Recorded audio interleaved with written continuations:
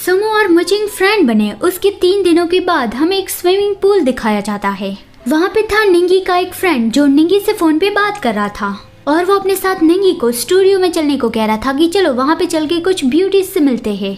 पर निंगी जहाँ पे था वहाँ पे तेज बारिश हो रही थी और उसने गाली दे के फोन रख दिया। तो फिर उसके फ्रेंड ने तय किया कि मैं अकेला ही चला जाऊंगा। यहाँ पे दूसरी ओर मुजिंग फोन में सुमो से चैटिंग कर रहा था और मुजिंग के कहने पे प्लान बन गया कि आज रात वो दोनों साथ में डिनर के लिए जाएंगे। वो फोन में लगा ही था कि तभी निंगी का वो लाल बालों वाला फ्रेंड वहाँ पे पहुंचा। डायरेक्टर से लेके बाकी सब उसकी सेवा में लग गए कि मैंने तो कभी नहीं सोचा था कि मिस्टर गु खुद यहाँ पे आएंगे, हमें बहुत ही ऑनर्ड महसूस हो रहा है। तो इस लाल बाल वाले का नाम है गुआनशुन। वो एक बहुत ही बड़ी फाइनेंशियल कंपनी का एक लौता वारिस है। तो इस तरह से वो रिच एंड हैंडसम है और साथ में वो एक प्ले बॉय भी है।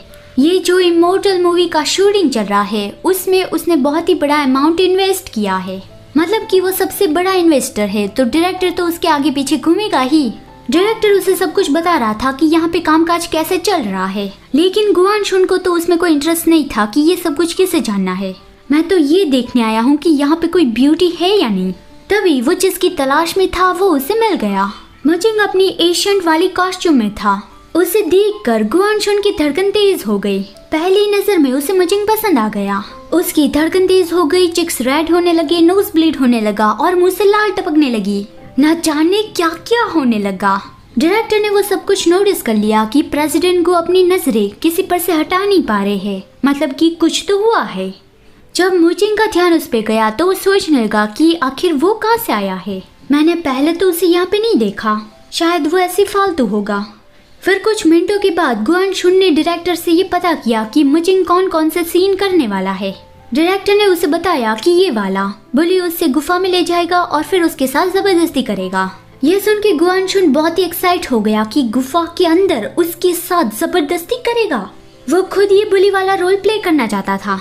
डायरेक्टर को बैड फीलिंग आने लगी थी क्योंकि उसे पहले कुछ समझ में नहीं आया कि आखिर मिस्टर गु कहना क्या चाहते हैं, लेकिन फिर वो समझ गया कि हाँ मैं अभी सेटअप रेडी करवा देता हूँ। तो अभी शूटिंग दौरान गुआनशुन बुली वाला रोल प्ले करने वाला था। स्क्रिप्ट के हिसाब से बुली उसे गुफा में ले गया और उसके साथ जबरदस्ती करने लगा। गुआनशुन ने भी एशियंट वाली कॉस्ट्यूम पहनी थी। वो मुजिंग को धक्का दे के उसके ऊपर आ गया और कहा कि माय ब्यूटी अब तुम मेरे हो, और वो उसकी ओर आंख मारने लगा। तो मुजिंग सोचता है कि क्या उसकी आंख में कोई प्रॉब्लम है, वो तो एक पागल लग रहा है, क्या वो सच में एक एक्टर है।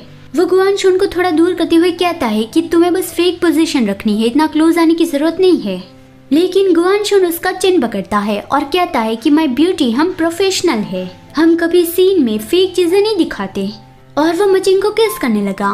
मुजिंग का फेस एकदम ही रेड हो गया और वो थोड़ा गुस्सा भी था कि तुम्हारी हिम्मत कैसे हुई। लेकिन गुआनशुन मजे से फिर से उसे किस करने लगा। मुजिंग बहुत गुस्सा हो गया कि ये पागल आदमी आया कहाँ से है।